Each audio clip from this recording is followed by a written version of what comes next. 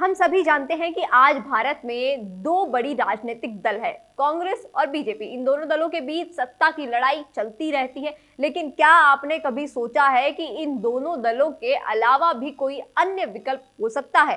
क्या आपने कभी सोचा है कि निर्दलीय उम्मीदवारों को चुनाव में जिताकर निर्दलीय सरकार बना सकते हैं?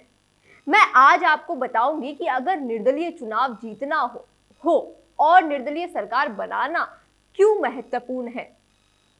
निर्दलीय सरकार निष्पक्ष होगी, लोगों की मदद करेगी। सबसे पहले मैं आपको बता दूं कि निर्दलीय उम्मीदवार, निर्दलीय सरकार निष्पक्ष होगी। राजनीतिक दलों के पास हमेशा अपने निजी स्वार्थ होते हैं। वे जनता के हित के बजाय अपने निजी स्वार्थों को ध्यान में रखते हुए निर्णय लेते हैं। लेकिन निर्दलीय उम्मीदवारों के पास कोई राजनीतिक एजेंडा नहीं होता है, वह केवल जनता के हित में ही काम करते हैं। निर्दलीय सरकार जनता की आवाज बनते हैं और जनता की आवाज को वो पूरी तरीके से उठाते हैं।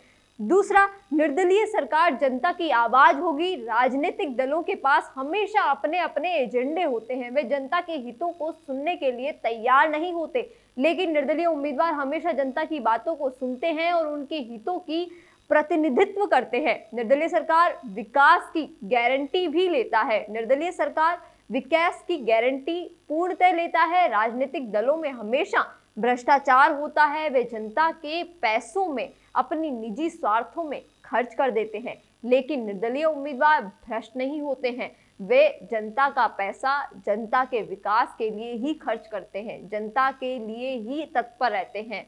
मैं पिछले कई सालों से निर्दलीय उम्मीदवारों को चुनाव में जिताने में मदद कर रही हूं। मैं कई राज्यों में निर्दलीय विधायक सरकार बनाने में योगदान दे चुकी हूं। मैं आपको बता दूं कि निर्दलीय उम्मीदवारों को चुनाव में जिताना बहुत मुश्किल काम है, लेकिन यह असंभव नहीं है। अगर हम सभी मिलकर ये काम करें तो हम निर्दलीय सरकार पूर्णतः बना सकते हैं।